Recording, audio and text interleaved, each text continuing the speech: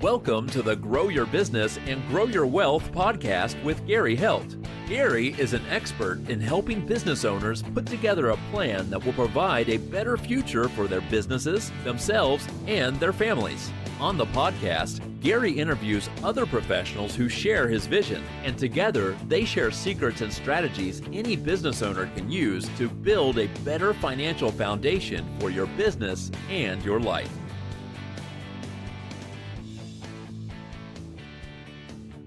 Hey, welcome back to the podcast. This week, our guest is Brian Samson, founder of Plug Technologies. Welcome, Brian. Hey, thanks so much for having me. So tell us your background before we get into Plug Technologies. Yeah, I've spent the last 8 years as an entrepreneur focused on one problem, connecting talent in Latin America with companies in the US. Before I got into that, I was in talent acquisition. I used to run talent for a bunch of tech startups in San Francisco, and then way back, I was on the agency side. Okay. So what was it that made you decide you wanted to start up your own business, and then also it to be, as you guys, talk about, is that it's nearshore? Yeah, well, this probably started back in 2015. I was living in San Francisco, working for a mid-stage tech startup, and I'd done that multiple times. And I think when I first moved to San Francisco, I'm just a Midwest guy, moved to San Francisco, and I thought everyone was way smarter. You start to realize, hey, I think I might be able to do this. So I thought I'd take the leap, but it was not a full-on brave, courageous leap. I raised some capital to do so. Mm-hmm. So I raised about $2 million. The way we split that up was about $1 million in equity and $1 million of debt. That kind of gave me this confidence to, okay, I've got some capital to work with. I had a partner, I had an investor. The world was kind of our oyster. What we were doing was building software for fintech companies, financial technology companies. So the banks have been around forever. We've all been on the bill pay websites and everything and lending. But for your audience, fintech is really a lot of the next generation companies like lending platforms, payment processors, things like that. Okay. And 2 million seems like a lot of money. It certainly did to me coming out of the Midwest. Then you realize that barely gets you some avocado toast in San Francisco. So we put our sales office in San Francisco, and we thought, where should we build our software team? The world was kind of our oyster, we're thinking, should we do India like everybody else? Should we do maybe Taiwan? I knew some people there. Why not Latin America? I had long ago taken a trip down there as a solo backpacker and really enjoyed it. And we happened to know a few people in Argentina. So traveled there, spent about a 2-week blitz of meeting real estate brokers, attorneys, accountants, candidates to be our CTO, candidates to be our general manager, and all sorts of people. A funny story. So my wife actually grew up as the daughter of an expat. She grew up in Asia. Mm-hmm. And it was really our dream. This all happened before we had kids. It was really our dream to be expats. But we were only really thinking about Asia, maybe Singapore. That's kind of Asia light for those who've never been to Asia. They speak English, it's clean and organized. And that's where a lot of companies set up their headquarters to grow further in Asia. Mm-hmm. So we were constantly thinking about Asia. How do we become expats in Asia? I told my wife one day, do we need to be expats in Asia or could we just be expats? So she's like, hey, let's give it a try. And we kept my co-founder in San Francisco, and my wife and I relocated to Buenos Aires, Argentina, way down south. For those who've never been, it is known as the Paris of South America. Beautiful old French style architecture, this great convergence of Italian, Spanish, and German. culture. It's Spanish, but with big Italian expressions, Hmm. beautiful tree-lined streets, cafes, the best steak you've ever eaten, the best wine you've ever drink. It's just a fantastic place for quality of life. But back to the business. So I lived there for a full year, getting everything going. Did that business for about 4 years. And I moved to Oahu, Hawaii seven years ago. And there's really no easy way to get from Hawaii to Argentina. We started having kids. So I sold my stake in that business. But more importantly, I was blown away by the talent you could find in Latin America. Cultural alignment, similarities. They watch the same shows on Netflix that we do in English. They understand idiosyncrasies with the language. There are nuances like hardware setup and stuff, but IP security, all the stuff is aligned with the US. The best engineers want to work with the US. It just blew my mind, this talent that I think we were all kind of sleeping on. Everyone would either think about India first or maybe Eastern Hmm. Europe. Well, what about our own backyard, Latin America?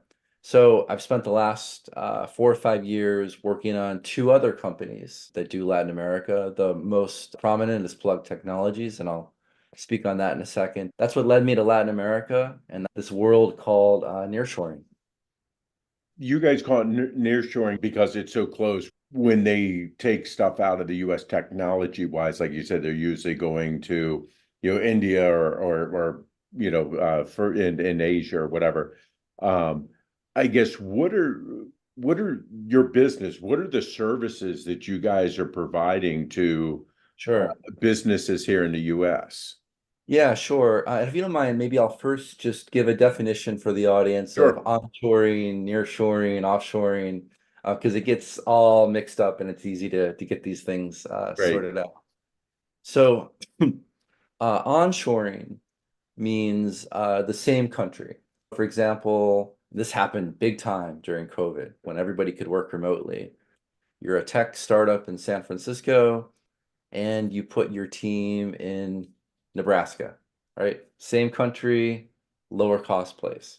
Offshoring means there's usually an ocean between you. If you're in New York City, you offshore to India, chances are the time zone is not great. And sometimes these Asian companies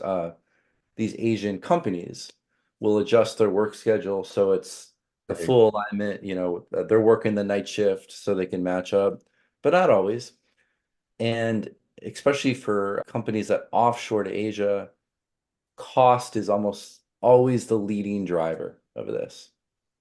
And but offshore doesn't have to, we just think about it as US centric because we're in the US, but it could be flip-flopped, right? It could be a France company offshoring to Mexico, right? And then lastly, with nearshoring, again, we think about it as US centric, so it's the same time zone, but a lower cost country. So manufacturing US and Mexico, software US and Argentina. It's basically the same time zone. It could be the same thing, Japan and Singapore, more developed countries, more expensive. They nearshore to Vietnam and India, nearby countries, same time zone, lower cost. And then you asked about what kind of services our company does. So there's really two ways companies might think about software nearshoring or offshoring. There's what's called fixed price projects, and the second is staff augmentation. Mhm. So for those unfamiliar with how those are defined, companies that have a fixed budget and a clear definition of what they want might choose a fixed price project. In this case, you're always going to pay a little bit more this way, but you're mitigating against overages because there's a strict budget. You might say, we want to build this web application. You get a couple of different quotes, and maybe the median quote is about 250K to build your application. Now, you don't care at all how it's made. You don't really care so much about the tech stack. You just care at the end that it works, Mhm. right? And scope is everything with this, because if you start to go outside of that scope, the project probably is halted, right? Because that agency has only agreed to what's in scope for the specific price. Where we tend to work is what's called staff augmentation. As mentioned in the fixed price, you're probably dealing with a project manager for that agency, but you have no idea if they've got a dozen software developers or two, if they're junior, if they're senior, background is, what technologies they're using. You just want something that works at the end. You also don't really know a whole lot about the IP around it. You do own it at the end, but you don't know a lot about how it's built. Then there's staff augmentation. This works better if you have your own team, your own tech team, your own CTO, director of engineering, your own software engineers. This is a way to accelerate your progress as an engineering team. A lot of companies will do something called agile methodology, and that means they're working in like 2-week sprints.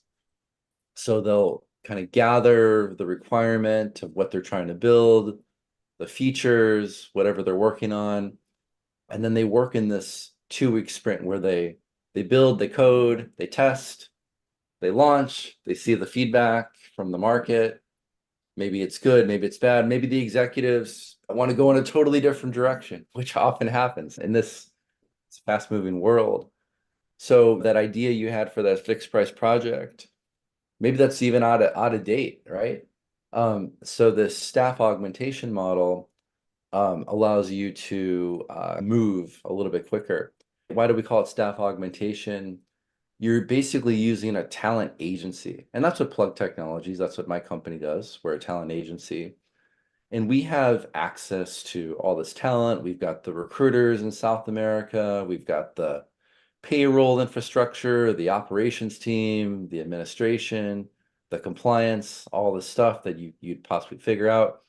But you don't have to worry about any of that, because Plug is a registered US company with US contracts, US banking. You're not sending any crazy wires to, that might be by your bank. You're just getting the invoice to a US company that takes care of you. But you're hearing all about nearshore. How can I lower my cost of development? That's what this is all about. I work with this US company called Plug, or others like us, that have access to all this talent. I know that I need 3 software engineers, maybe 1 front end and 2 back end. These guys know how to do it. In the end, I'm going to interview them. I'm going to make the decisions on who gets selected for my team, and then I manage them. But Plug is the one that found them. Plug is the one that sends the invoices every month. So they deal with all the crazy Latin America stuff. I just deal with the engineer that I've handpicked for my team, and we're working on these 2-week sprints. So I stay nimble, I stay flexible, and I save some money on a day-to-day, week-to-week basis. Now, when you're talking about staff augmentation, obviously people think about, when they think about the offshore, nearshore, the security, because obviously there's a lot of information going back and forth, and many times people worry about if it's offshore or outside of our country. How do you guys address that? Yeah, sure. Funny enough, it's really not that much different from onshoring, right? From that San Francisco company working with somebody in Nebraska. The same steps you would often see, putting in some particulars within the machine that you're building, right? And there's virtual machines. There's things like GitHub that locks the code in, prevents downloads and changes. So all the things that already exist in the marketplace, you're just simply using. Now, what we really like about Latin America that has often given US companies maybe pause about companies that are on a watch list with us, right? Like how maybe the State Department looks at China or Russia or the Middle East. Are they going to steal all of our stuff? What kind of repercussions do we have? Right. Latin America needs the US for exportation, right? So all their laws around IP are very in line with exactly the way that the US structures it. So it's almost identical. The person just happens to be in Mexico or Bolivia or Argentina, but you can ship your machines. It gets FedEx back. That's what we do all the time. Or we'll purchase something down there. You'll dial in and build a virtual machine online. You'll set up all the software to protect your code, just like you're doing onshore with that Nebraska developer. What they're doing in Latin America is supporting the US because they need that.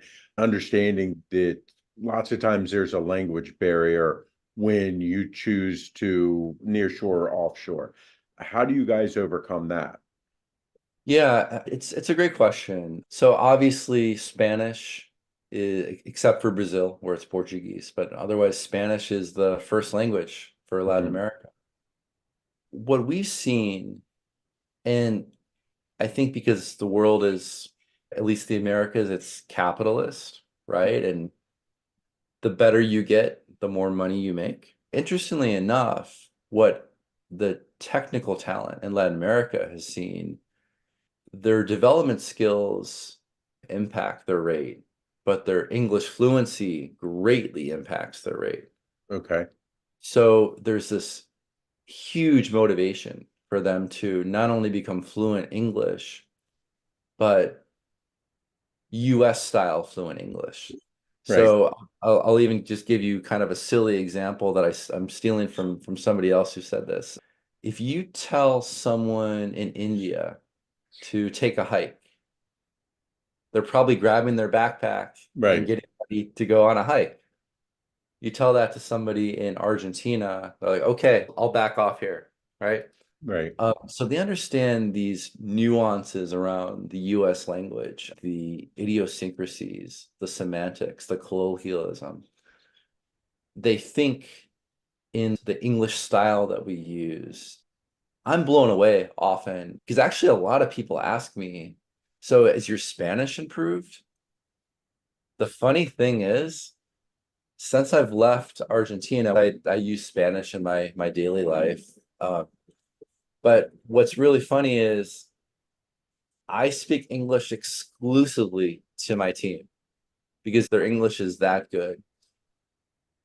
I rarely even have to edit their grammar. Now, is the entire population like that? Probably not. But there's almost like a third, a third, a third of the population.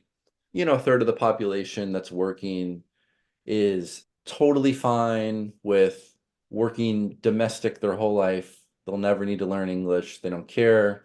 They'll work with domestic companies. The second third is interested in doing that, but not in senior roles because you actually need to demonstrate both technical and English competence. Then there's bucket of work in progress. They know they've got some room to run. This third bucket is where we operate in. So we're not touching buckets 1 or 2. We're only working with the talent that's already been working with the US. They already speak fluent English. They already have senior level technical domain experience. Our clients have the same feedback that I do.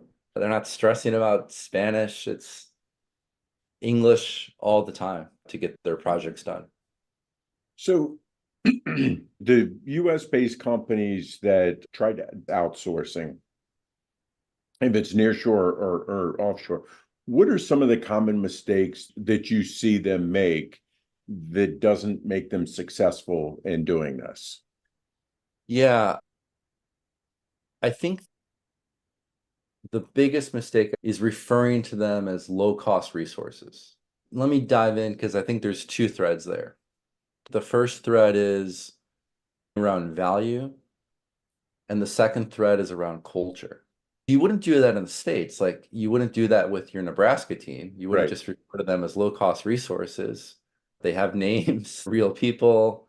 They have kids and spouses and dogs and interests and things like that. As soon as you refer to them as low-cost resources, they're not human anymore. They're just people that get your objectives done.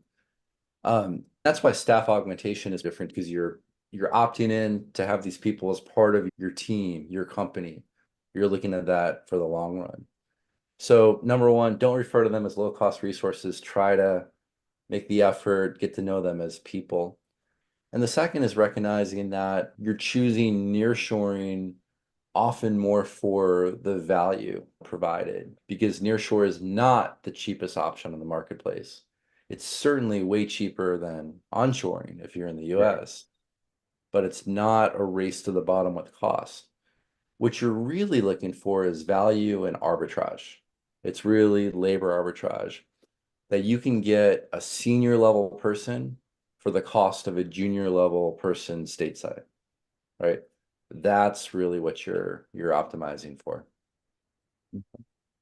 And kind of asking it the same thing a little bit differently. If I were to decide I wanted staff augmentation for the near shore, what can I do to help me best succeed at doing this? This seems like it's a, I don't want to say a slippery slope, but it is kind of tricky in the fact that I want to be careful with my data, but like you're saying, there certainly are people a lot smarter than here in the US that aren't here, but not knowing how do I set myself up for success?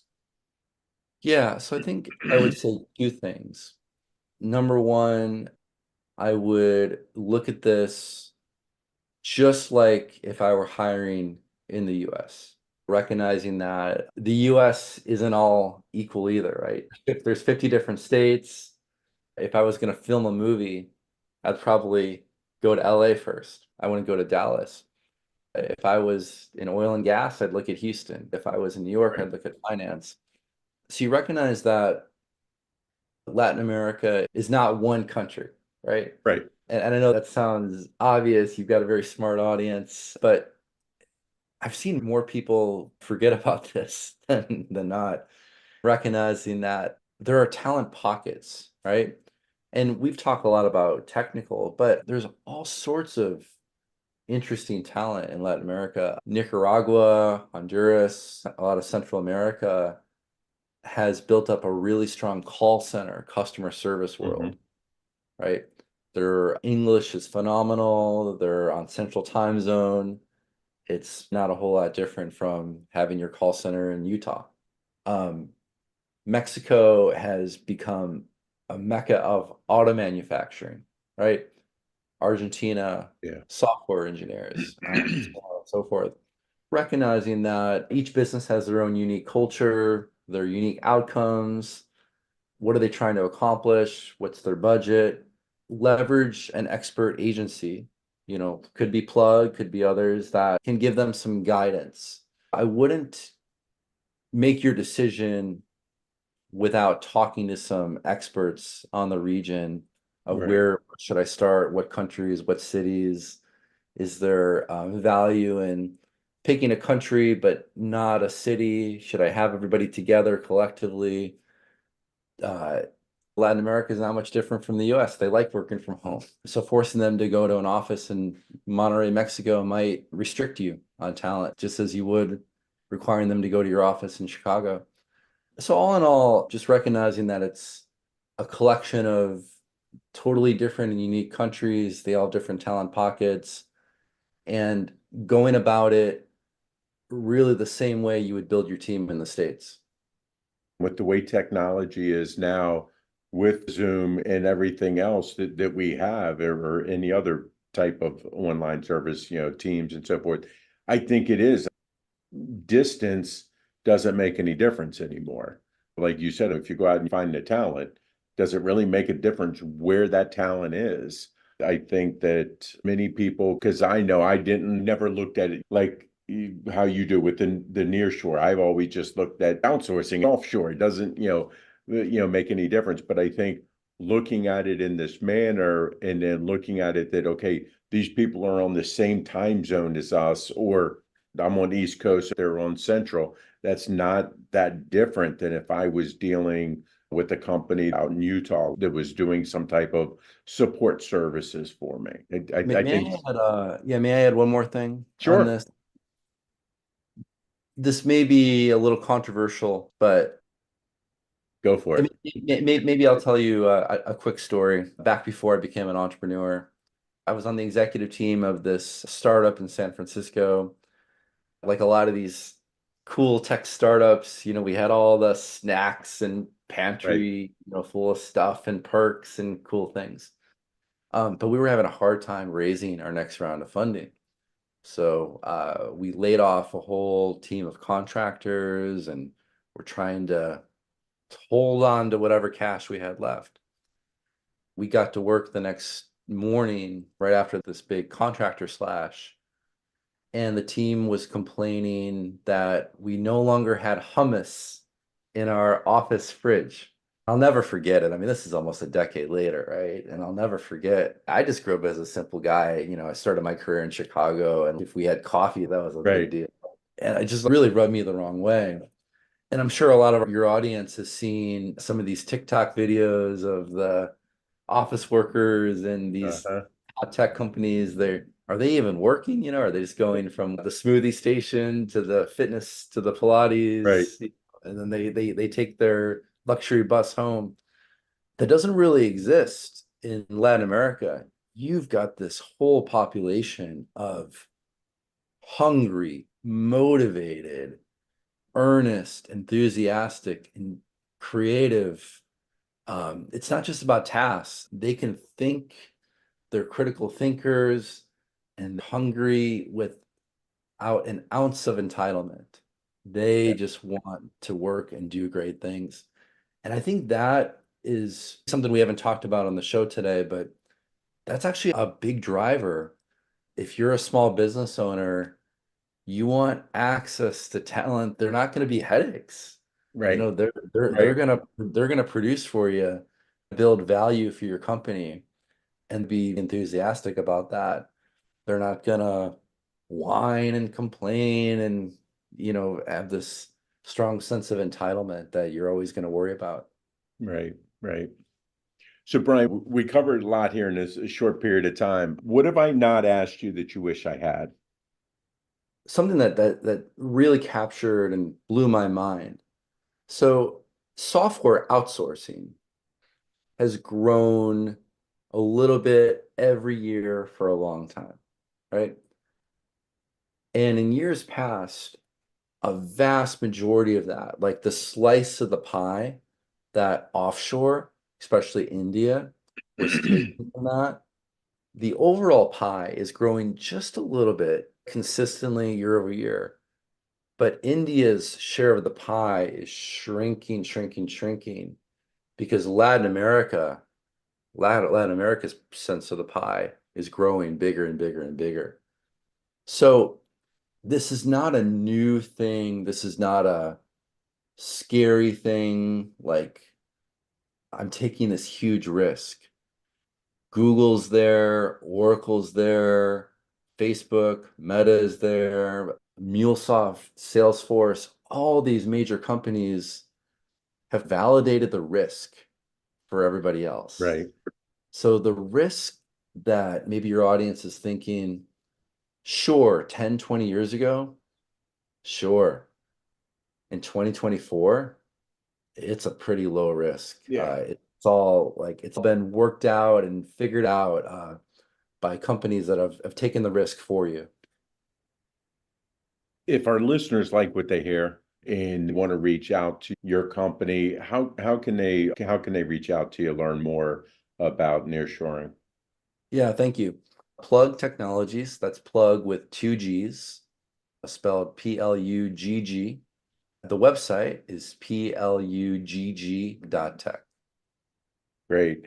Brian, I really appreciate your time today. I think our listeners today, listening to this, I'm sure this has given them a different thought because, like, I think many people think of this as being offshore, and again, thinking India, China,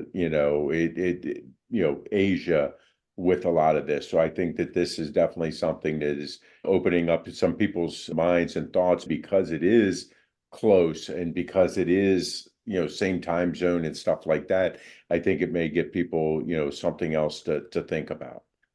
Amazing. Thank you so much for having me. I appreciate it. So this week, our guest was Brian Samson, the founder of Plug Technologies, and I'll see you guys next week. 49 faces looked to him in triumph. Over the last 12 months, they had each taken turns and promoted his business for a week at a time, driving over $987,342 in revenue. What if you had a network of 50 centers of influence who promoted your business every week for a year? Grab your copy of the #1 Amazon best-selling book, The Ultimate Guide to Growing Your Business with a Podcast, at 33% off the Amazon price by going to ultimatepodcastbook.com. Again, that website for 33% off the Amazon price is ultimatepodcastbook.com.